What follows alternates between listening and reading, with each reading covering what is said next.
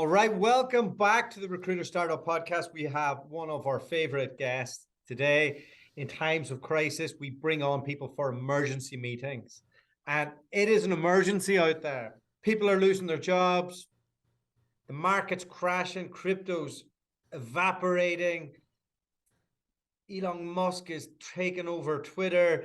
He's slashed most of the people. He's trying to prove that you can do more with less. It's affecting everything. Money's too expensive. We're trying to reshape the economy in terms of the inflation rate. It's a time of flux. How are you feeling about it all, Joe? Well, I'm along the lines of the best businesses are built when there's blood in the streets. So I'm excited about it because it requires thought, it requires patience, it requires courage, and it requires basic business fundamentals. It sure does. So let's take a wee step back. For anybody who's wondering who Joe is, who hasn't caught up with any of our previous shows, give us a snapshot into the businesses that you run, Joe. Where are you based? We are down, headquarters is Delray Beach, Florida. We've got an office over, well, you're in Gibraltar now, you've upscaled, but we've got an office over in the UK. We've got an office in Canada. We've got an office in Cleveland. We primarily focus in the medical device, life sciences space. We have about 12 recruiters who will do over $12 million. So our PDA, our per desk average, is $1 million a desk. We have DragonFly Stories in 160 studios, which I sit in today. We're the only search firm in the world that has its own production company, and that, you know, we can touch on the importance of that, on how you get your message to the market and not just trying to reach the market with phone calls, because that's at most 60 or 70 a day. But what if I could show you how to get in front of 100,000 people a day in your specialty? And I recently resigned from Chief Vision Officer of Management Recruiters International. But I ran that for a little over 2 years and pulled them out of the doldrums and pushed them forward into the 21st century with branding, technology, and office strategies. So there's a snapshot. Okay, look, I've jumped into the DragonFly stuff and the branding stuff before, and I want to just focus on some of the other stuff today. The MRI is really interesting because we've built Required over the last couple of years. And I know a lot of what it takes to get communities up and running. And I love what you did with the branding there. What did you come into and what did you leave it with? So Managed Recruiters, great organization. I started my career there in December of 1989 as a headhunter. And then spent 2 years and then became an owner and opened up down in Miami, Coral Gables, and then left after a couple of years. Burt Miller bought the organization. I came back in March of 2020, actually the first official week of COVID. And it was a tired brand. It had been beaten up by private equity who had sold it a couple times. And great owners. I fell in love with the organization because the recruiters in the organization truly loved the business, but the leadership had absolutely disrespected the franchise category, as well as didn't give them modern tools, didn't give them new strategies, basically was still pushing, take a phone, duct tape it to your head, and drool into the phone for 4 hours a day, and hopefully you make some placements. And so with leadership there, I was part of reinvigorating the brand, bringing digital into it, bringing business analytics, business intelligence into it, brought it into the 21st century about you should cater to the individual, meaning the candidate, not to the companies. And then you should explain why a search firm should be a partner in your business relationship versus just being a service provider. And we did a great job of that. And I think you're going to see some interesting headlines over the next couple of weeks. Awesome. Okay, so crisis hits, all the easy stuff, the gravy, it's gone. Can't just do it with LinkedIn Recruiter and one relationship with an internal HR person, because they're bin now. They're looking for their own job, right? Correct. What, you're running a search firm. What does your Monday board meeting look like? Mm-hmm. The market's changed. What do we do? Yeah. So look, it's still a fantastic market for search. It's just that, and we had this conversation a few months ago in my firm. Like I saw this coming for the last 9, 10 months, and we had all hands on deck a few months ago in my firm, and I said, it's really this simple. It's not doom and gloom. It's just that the fish have stopped jumping in the boat. And there's tons of fish in the ocean, but all of you people who got lazy or entered the business because the fish were jumping in the boat, contextually, this is still a great time to be in search if you're not counting on the call-in JOs or the easy placements. So what do? Good question. Look, let's look at the playing field first. You got a couple players here. And in fact, Dualta, I'll give you a peek inside my mad mind in preparation for this session today. So if my control board can pop up that graphic. I sat down about an hour ago and I just had to get out of my brain all of the things that I thought we'd explore for your audience today. Leah, can you get that up? You knew I was going down this road, didn't you? I didn't know, but I was in preparation because I respect our time together. Very good. Lily, is our graphic up? Yes, it is. Yeah. Okay. All right. So if you look at that graphic, you got a couple players here. You got your supply side, which is crazier than batshit crazy. The candidates, right? Right now, they're expecting big salaries. They're expecting sign-ons. They're expecting WFX lifestyle choices. They've got multiple offers, and they're getting counter offers. So that's a dynamic right now that's really hard to get your arms around. So I like to think about the recruiting market as two loose ropes swinging around in the wind. And you're trying to grab the two loose ropes and put them together to make a deal. So your supply side, which are your candidates, your individuals, is crazy as heck. So let's just put that on the side for a second. Then your playing field, you brought it up earlier. You got the geopolitical issues going on. You've got election cycles going on.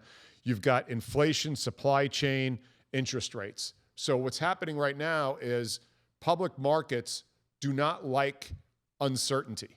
And so they start to respond to that kind of stuff. Governments don't like that. They start to respond. So that's the playing field companies are trying to play in right now. And then you've got the fuel for the rocket. And the fuel is money. So you got venture money, you got private equity money, right? And then you got public markets, and then you've got the banking sector. So, and then you got the tech sector. So the tech sector right now is causing everybody to at least pause, because we're finally going to have some sobriety to the tech sector. Because in the past, if you were raising money and hiring lots of people, your stock price went up, which is insane because it inferred growth. We got out of the mindset of building a business for revenue. So you got Meta right now, who is indicative of what goes on in the Bay Area. My Bay Area friends are going to get pissed at me for this, but it's the truth. And you've got two things happening. You got Elon coming in and calling out all of those vest-wearing, young to middle-aged software engineers who at best were working 15 hours a week and getting paid $250,000 to $500,000 a year as quote-unquote techies. And are they smart? Yeah. But I spent years in Silicon Valley, and there's no such thing as hard work out there. There's people showing up to a clubhouse. So you got that. There's a reckoning there. Meta, look, AR, VR, it's 100 years away before it's mainstream. You've got Amazon that's still hungover from everybody buying their toilet paper and everything else coming out of the COVID crisis because nobody wanted to go into stores. So you have all this overhiring of these tech people, software people. And so the internet marketplace is finally settling in, and it's not as frothy as everybody was hiring for. So what's that doing is it's scaring the heck out of the rest of the market. It's fine though, because if you look at the markets in general, profits are great, they're relatively stable, everything's highly predictable, and with the US, the Fed has told you what they're going to do. There's going to be no surprises. So now, you got the playing field, you got the supply side, which are the candidates, and then you got the fuel. And the fuel right now is hesitating. Could I add a couple of things to the supply side? Go.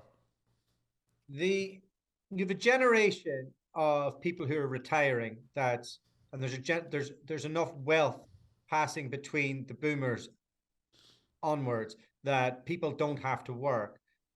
Then there's the gig economy of people that have become freelancers. So there's still a lack of people to do the job. Surely the fundamentals don't change in terms of highly skilled people for highly skilled jobs and the availability of that.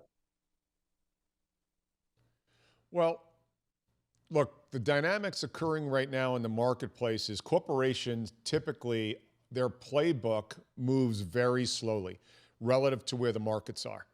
Because unfortunately, executives and HR aren't very good at building talent on their teams.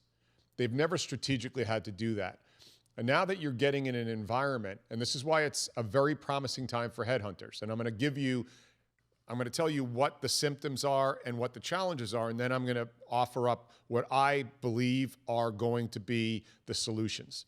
And so, right, it's easy to point at the problems, but let's also talk about the solutions. So right now, the contracting world, if you're in the headhunting business, you ought to be exploring that as a addition to your full-time search. Because as you pointed out, Dualta, organizations want to off-balance sheet certain expenses. They don't want to bring on salaries. They still have to get the work done. And those people who thought they would retire or took an early retirement are going to get a little bored and going to want to wrap back in and have a lot to offer to the marketplace. Those who thought that they can go live from a WFX or it's none of your business where I work, still pay me, they're going to have a throat punch coming very soon. They're going to have to get back into the classic marketplace. But there's still going to be a part of that population, maybe 2 to 5% of the market, that is going to be able to solve problems. But it's not going to be as generous to them as they expect. So I would be getting into, to complement my business, into the contract side of the business. And it's also nice because it's a monthly check coming into the headhunting company that you own versus just the single pops or the transactional pops on the full-time search side. So I agree with you on the top end, the people who are retiring, and on the bottom end, the people who went to contractors. People who are going to contractors are going to miss the tribal experience, are going to miss showing up in the office every day, are going to miss the camaraderie because there's more to the workplace than work, no matter what you want to say. Our relationships are formed there. Our fulfillment is formed there. Our side gigs that we do, our bowling, our softball teams, our football teams, our dart leagues, whatever it is, there's a lot more to the work environment than work itself. So we can't disrespect that, and human nature being what it is. So now if you own a headhunting business, what do you do? Well, the first thing you need to do is you need to make sure that your time to fill on your searches is the number one metric you look at. What we've started to do in our organization is we start the clock on the day that we start the outbound activity, not the phone calls, the outbound activities on our searches. And once we hit 60 days, we're in the red zone. Because if you're a headhunter, time kills all deals. And what we were seeing was, on average, our headhunters would work 15 retainers at a time on their desk. But what was happening is those retainers, because they had so many, they couldn't cut deep and hard enough. So their fulfillment time was leaking beyond 90 to 100 days. And I mentioned business analytics and business intelligence earlier in the podcast. Every search firm better embrace data, business analytics, and how long it takes you on a number of activities in your search. So we track when the intake call was, when it was kicked off, when the first candidate was presented, when the first full slate was presented, how long it took for first interview, second interview, all of those things, because you can start to troubleshoot where your workflow is in your organization. So we've cut it down to from 15 to 10 searches at a time. 60 days is the red zone. And you make more placements that way on a year, and I'll show you how the math works.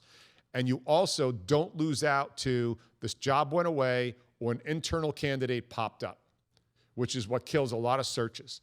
So anytime you go beyond 60 days in our business, in our category, you're in the red zone. So now what that means is you're probably filling 9 out of 10 retainers instead of maybe 11 out of 15. You're giving a better customer experience. You're shortening the timeline between the search activities from start to finish. Therefore, in an annualized basis, you actually fit in more searches because you're reducing the number of days it is to fulfill that search. Joe, what would you say to the founders out there that have explored with remote working and for the first time now they're worried about the productivity? Well, I have remote workers. I have 2 people in Cleveland. I have 2 people in Newcastle. I have 1 up in Canada. And you know what it comes down? That was a jump for you, wasn't it, Joe? What's that? Yeah, That was that was a cultural jump. you and I have talked about it. 3 years ago, I said there's no way I would ever hire somebody who was not in my office. There's no way. There's no way. So again, I have so much to learn in this world. But having said that, it made us be a lot more diligent in our hiring process. And so I think you have no concerns with productivity if you hired the right person. If you hired the person who's a screwball, they weren't as productive in your office as you thought. They were active, but they weren't productive. And so, you know, that's the key right there. I find most management issues in a search firm are based upon bad hires. And if you're a lot more diligent in your hiring process, you reduce your headaches substantially, and then you reduce the toxicity substantially, which is what is the basis for a lot of search firms hitting the skids, is bad employee, toxicity, it reeks, they're bitches, and they end up infecting other people who are impressionable, and that is the demise of most search firms, I find. Yeah, the need for data in running remote teams is super important. On a Monday, Charlotte runs through all the data on productivity with the team using a mixture of Sourcewell, Luxo, and LinkedIn Recruiter. So she's able to just pull it all up and then go through what did you actually do. And we found that although it can be an uncomfortable enough experience for people, it's super necessary with remote teams to get the ethos right. Yes, and it's all Dualta and how you present it. Am I presenting this as an inspection of your activity, or are you coming to the table with how can I help? So we do that. We have multiple meetings during the week that are, here's the activity, how can I help? We've identified these gaps over the last 60, 90 days. In other words, why is it taking you 7 days to get first candidate into the client? Let's sit and examine that. How can we help you? Is it your research work? Is it your LinkedIn messaging? Is it your language in your messaging? Is it you're starting your searches on a Friday and then you're losing the weekend and the days are clicking in?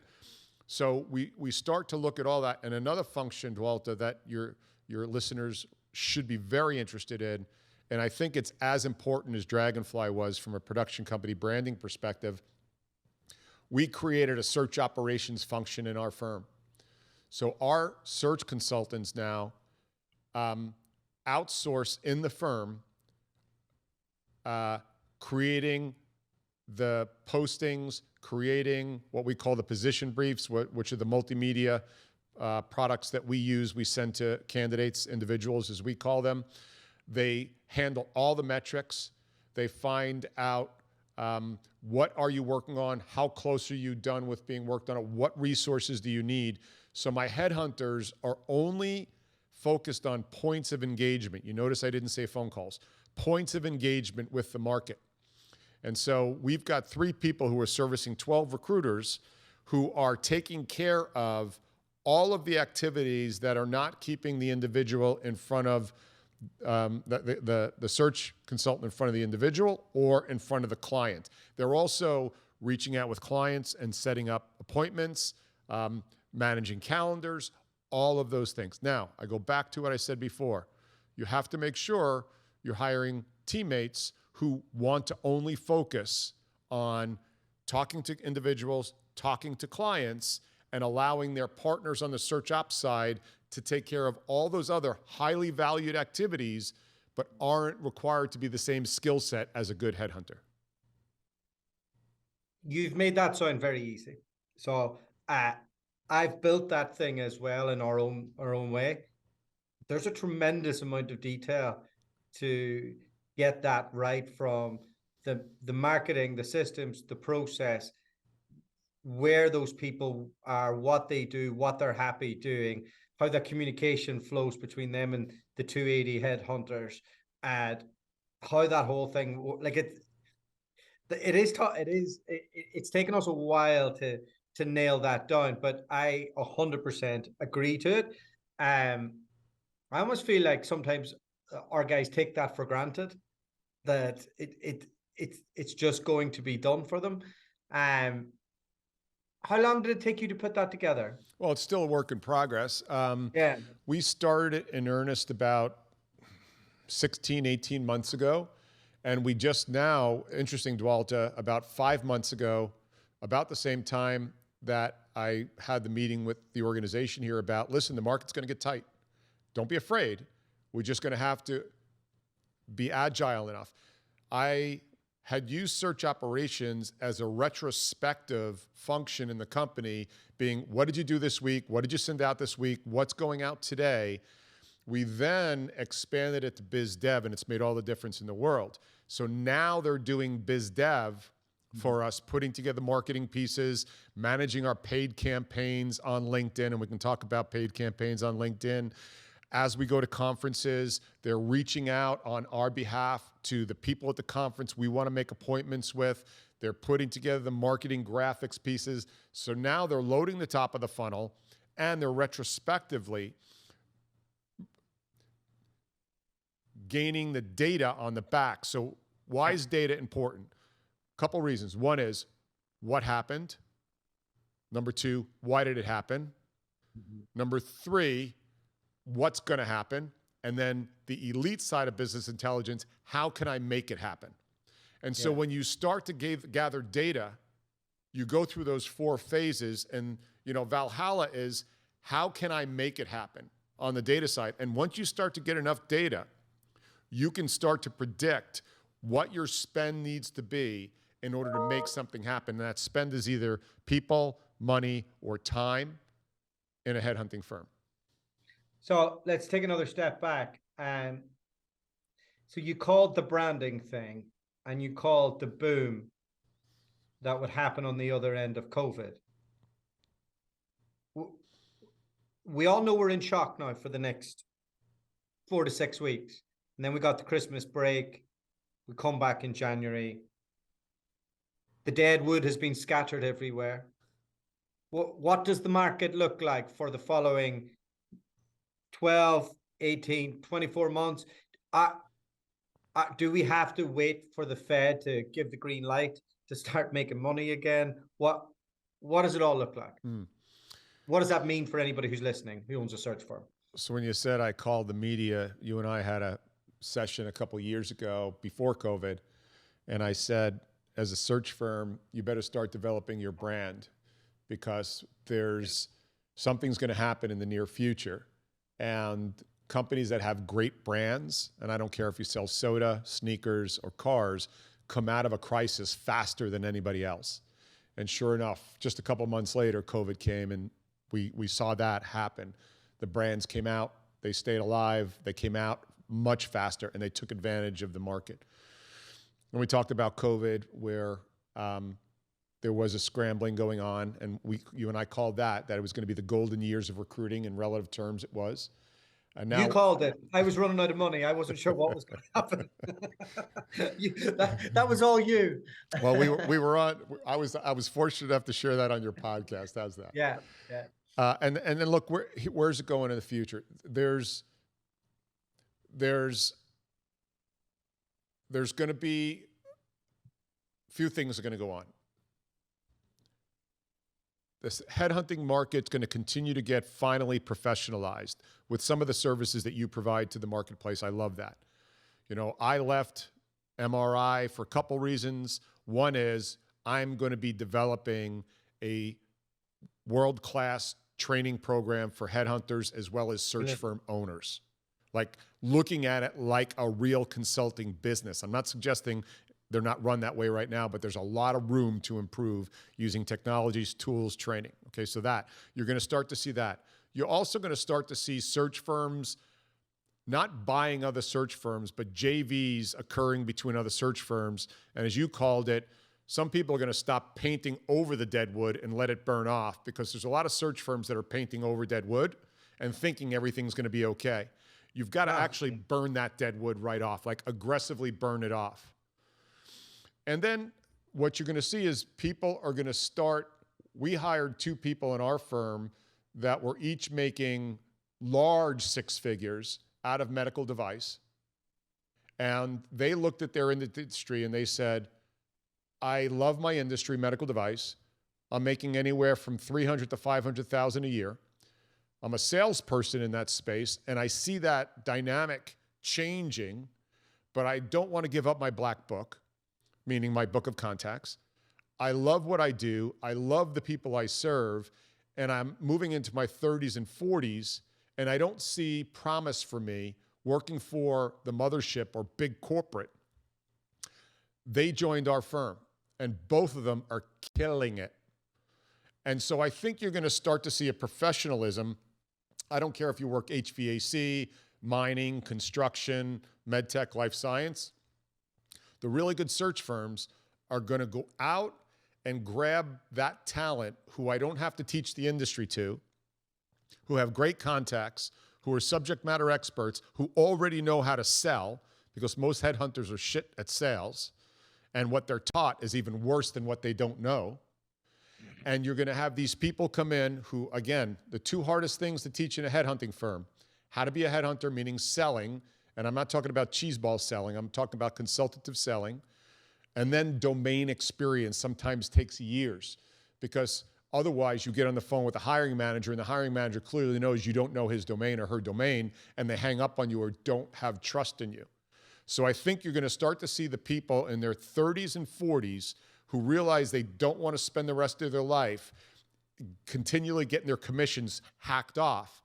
The good search firms are going to give first-year guarantees to those people, bring them up to speed, and those people will be running million-dollar desks within 12 to 16 months, and everybody will be happy. It's going to elevate the space, and it's going to break away certain search firms and certain categories from everybody else. So I think that's what's happening. And then finally, you're going to start to see business intelligence, data analytics, and digital tools that will make the search firm's services to the partners, the clients, so seamless and so easy that it's going to be really hard to not use a good search firm. And you might see repricing too. I don't know about that yet. You may start to see repricing in the search business, where you can go into a client and say, let's do $1 million contract, $80,000 a month, $83,333 a month. It'll guarantee you 20 hires, and I don't care if it's a CEO or I don't care if it's an entry-level salesperson. That's what it is, because then the search firm can go ahead and start to build an infrastructure around their business, and they can offer a much better cost per hire to the client. And how you construct your search business around that is entirely different than the way classic search firms have been built, where they start with 1 desk, make it to 3, make it to 5, and it's a whole bunch of disparate desks in the middle of a bullpen, and some owner has a chipboard and is inspecting 4 hours of phone time, and it becomes a transactional business. So I think you're going to have that metamorphosis occur over the next 24 to 36 months. After the pandemic, or during it, the big winners were life sciences, healthcare, and FMCG primarily coming out of the gates. Who's going to be this time? Food science. Healthcare will always be. Here's the beauty of healthcare. Healthcare grows at about 6 to 8% per annum, but there are micro markets within healthcare that grow at 25 to 35%. And so that's what you want to look for. You want to look for markets that are not that have built-in governors to them. Because anytime you have a market that doesn't have a governor built into it, it grows too fast. And by design, it has to crash just as fast. We've seen that with the internet. We've seen that with housing. We've seen that with a number of things. So you want to look for something that has a built-in governor, but has micro markets within it that are spawned by innovation, that require investment dollars. We talked about fuel earlier. Where is the venture money going? Where's private equity money going? Where's the public market money going?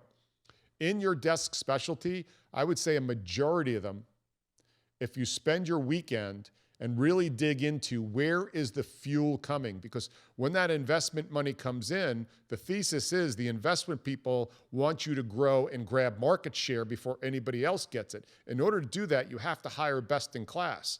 And those firms will pay a headhunting fee. They're used to it. So it doesn't mean you have to punt on your existing industry desk, but what you have to do is do meaningful homework and say public money, private money, venture money, where's the money going into? What's the subset in there that's being invested? So I love healthcare. I love life sciences. That's why I picked them 32 years ago. I love food science a lot because we're going to have to get a lot more efficient, and it's through laboratories and brilliant scientists, and you can pick off healthcare and life sciences and pull people into there and vice versa. So I like those areas a lot. I would stay away from, super high tech companies, but the category I would also go after is voice and vision. If I was opening up an office today, I'd be doing food science and voice and vision. And voice and vision for the smart homes of the future, voice and vision in cars. So anything that is that is video related, both visible and invisible data, and just think about all the things that run in our world. So if you're going after the scientists, the salespeople, the project managers, the product development, the quality engineers, you see I'm coming back to creating technology, but voice and vision jumps across a number of industries, so you're not tied into an industry. You can move in and out of the functions within consumer products, medical devices, science, health tech, med tech, across that. So I would look at those categories: food science, voice and vision. And when I look at your business from the outside looking in, you're synonymous with innovation, quality of work, but also doing more with less people. Were there moments in that boom coming out of COVID where you thought, you know what, I might go to 100 now, I might go to 200, I might acquire 5 different businesses? And was there any particular moment that you went, actually, no, we're going to just stay to what got us to the party? So good question. We still, our goal within 3.5 to 4 years is to be 50 million. We're still going after that. That'll be organic and inorganic acquisition, as well as the other model I told you is going after people who are in life science, med tech, who are used to making $500,000 a year, who want to open up their own business and leverage what they did. We'll help them open up an office, become a partner with us, and then use the media, the marketing. We have our own software development company within our search firm that makes digital products for search consultants to be able to scale their efficiencies and create a better appearance to the client so it's seamless. So what we did, Dualta, is I knew that the rate of growth going through the pandemic was not a straight line function, nor was it sustainable. And so with that, I said, okay, let's pause here. How do I make my $400,000 billers $800,000 billers? How do I make my $800,000 billers $1.5 million billers and not put a lot at risk? So what do? We invested an enormous amount of money for the very first time, Dualta, I have not had a CRM in my office for over 8 years. We went to Loxo. I'm a big fan of Loxo. So we finally put a CRM in, right? Because we got into the data analytics, the back-end business intelligence. So we spent money there. Then we continued to spend money on software products that sit in between our customer, meaning the individual and the client, and our search firm. And an experience that is world-class, that people are like, holy crap, between media, multimedia, et cetera. We expanded DragonFly's capabilities without expanding the number of headhunters on our floor. And our revenue went from, I think, $8.8 to $12 million within 18 months on the run rate. And so my exposure, sure, I had some spent, and we brought search operations in. I said, how do I increase the efficiency in my players? And then we loaded up the funnel with those 2 hires from the industry who were experts that I didn't have to spend time. And the one fella in his first 6 months, I think his side of his billing is $380,000 in his first 6 months. That's a pretty damn good number for somebody who's never done search before. And so those are the things that we did. What are those? Those are building blocks, and they're all scalable components. So now, as I watch some search firms start to struggle, there's going to be people who work on those search firms who are going to go, Mullings, can I talk to you? In fact, I have another interview tomorrow with a fellow who's coming out of a search firm. Can I talk to you about potentially joining? And it's opened up our environment, Dualta, because I never would have had somebody remote, as you and I, joked about a couple minutes ago. But now we will, because I'm having a conversation with a fellow in Buffalo, the same thing. These are business people who have advanced degrees, who have industry expertise in their domain, that they want to take it into helping building companies and careers. That's the way I think we're going to scale over the next 5 to 7 years. Is that a franchise model, Joe? No.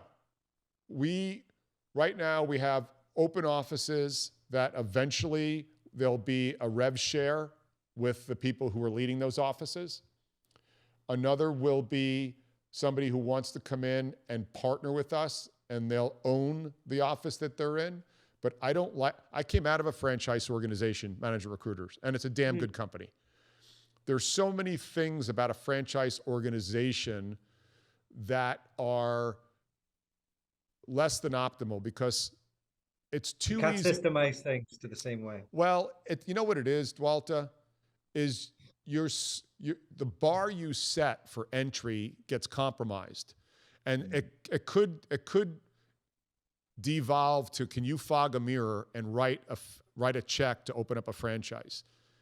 Right? And so I think if you think about a partner model, the bar is so damn high that you're going to have a lot less, but the quality and intellect, like you can't compromise on cognitive intelligence. You can't compromise on conscientiousness. You can't compromise on curiosity. You can't compromise on work ethic. None of those things are compromisable. So in our interview process, we do all of that. My fear with the franchise is every franchise organization in search that I've looked at, there's 300 offices. 10 of those offices are responsible for 50% of the revenue, and the other 290 are responsible for the rest of the 50%. And they all get together in these meetings, or they all go on a Zoom call together, and it's clear that the top 10 eventually like, I don't know why I'm wasting my time here, even though they're generous people who want to give back.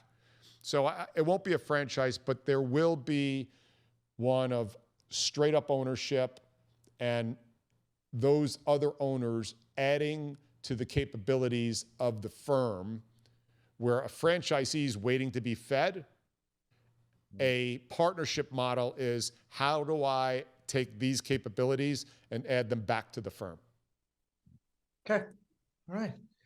I think we've covered quite a lot today, Joe. That's have 45 minutes. Look, thank you so much for your time.